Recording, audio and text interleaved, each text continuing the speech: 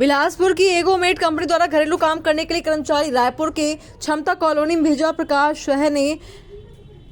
सुहे ने कंपनी से काम करने के लिए कर्मचारियों की मांग की थी। इस पर कंपनी ने उन्हें बिलासपुर सीपत के बिलवा से एक आदिवासी लड़की को काम करने भेजा, जहां प्रकाश सुहा द्वारा आदिवासी बालिका के साथ छेड़खानी की गई। छेड़खानी से दुखी आदिवासी बालिका ने इसकी शिकायत कंपनी से की। शिकायत के बाद कंपनी ने उसे वापस बुला लिया और बालिका ने बताया कि वह आदिवासी समाज से काम करने के लिए गई हुई थी, जहां प्रकाश ने उनसे छेड़छाड़ की और गंदी बात की। इससे दुखी होकर आदिवासी थाने में शिकायत करने का मन बना रही है। देखना होगा पुलिस इस आदिवासी बालिका को न्याय कब तक दिलाती है और प्रकाश स्वाहा को जेल के शिकंजों के बीच कब ले जाती है।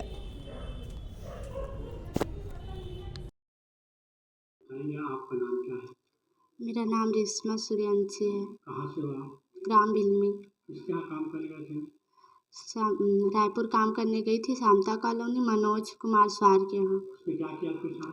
मेरे साथ गलत करने का कोशिश कर रहा था, छेड़खानी और मतलब ज़बरदस्ती करने की कोशिश कर रहा था मेरे साथ। तो ऐसे व्यक्ति के साथ कहानी थी? ऐसे व्यक्ति को कड़ी से कड़ी सजा देनी चाहिए। इसकी शिकायत हुई थी पुलिस में? हाँ। इसकी शिकायत पुलिस में करेंगे आप? हाँ करूँगी ना। अपना नाम और कहाँ से आया आप? मेरा नाम रेशमा सूर्यवंशी है। मैं ग्राम भिलमी से आई हूँ। आपको कहाँ भेजा गया था काम करने के लिए?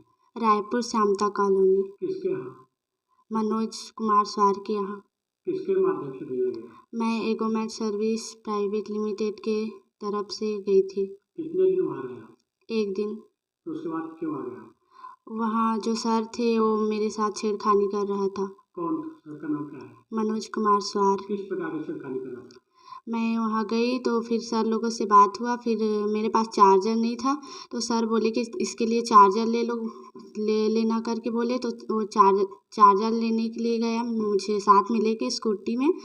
फिर हम लोग गए दुकान से चार्जर लेके आ रहे थे तो मेरे से मतलब अजीब से बात करने लगा कि रेशमा, मैं आपको अपने लिए पर्सनल बुलाया हूँ करके। मतलब वो अजीब से हरकत करने लगा और मैं दूर में बैठी थी, मैं डर गई थी। फिर मैं दूर में बैठी थी स्कूटी में तो खुद मेरे हाथ को पकड़ के अपने पेट को पकड़ के बैठने के लिए बोला। तो मैं डर के मारे ऐसे थोड़ा सा पकड़ी थी, खांधे को पकड़ के बैठ गई थी। फिर घर जाने के बाद वो मुझे ज़बरदस्ती मतलब नहाने के लिए बोला कि उतने दूर से सफ़र करके आई हो तो नहा लो, अच्छा लगेगा करके। तो मैं नहीं नहा रही थी, मुझे नहाने का मन नहीं है बोल रही थी मैं। तो ज़बरदस्ती किया तो फिर भी मैं गई तो टॉवेल दे रहा था मुझे। मैं बोली मेरे पास स्कार्फ है, मुझे टॉवेल नहीं चाहिए बोली।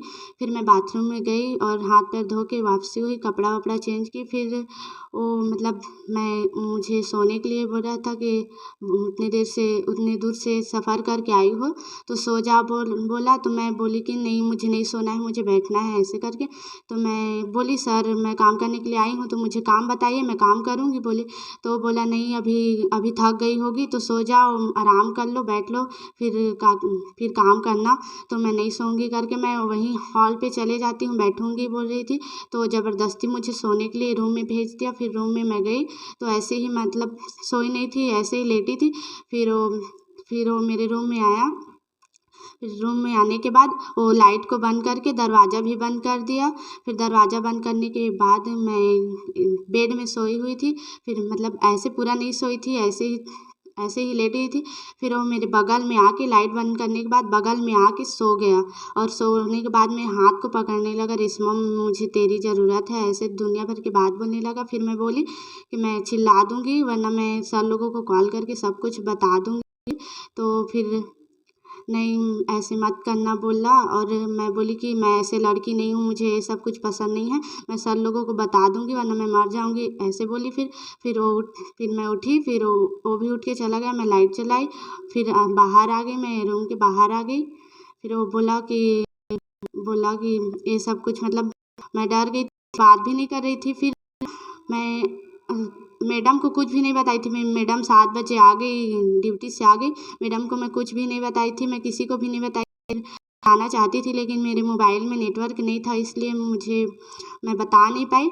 फिर मैडम के आने के बाद मैडम को भी नहीं बताई थी। रात भर हो गया, मैडम मेरे साथ सोई थी, मतलब सोने आए रात को मैडम मेरे साथ सोई थी। लेकिन उससे पहले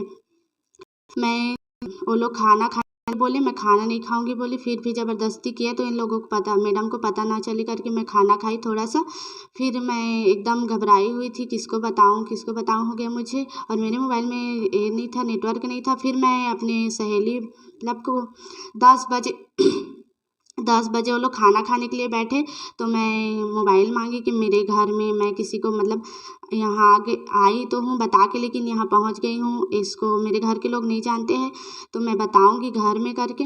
तो फिर मैं मोबाइल मांगी उन्हीं लोगों के मोबाइल से। मैं अपने मोबाइल से नंबर निकाल के सभी लोगों से बात की। सर लोगों का कॉल नहीं लग रहा था, सर लोग यहाँ आए भी नहीं थे। क्या लग रहा था कि उसकी नीयत ठीक नहीं थी?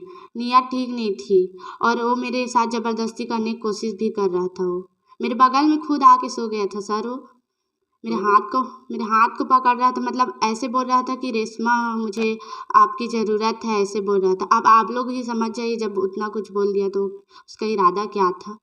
तो क्या चाहते हैं, ऐसे व्यक्ति के साथ क्या होना चाहिए? ऐसे व्यक्ति के साथ तो बुरा से बुरा होना चाहिए। क्या इसमें पुलिस को कंप्लेन करना चाहिए? ऐसे व्यक्ति को जेल जाना चाहिए? ऐसे व्यक्ति को जेल जाना चाहिए हाँ। और फिर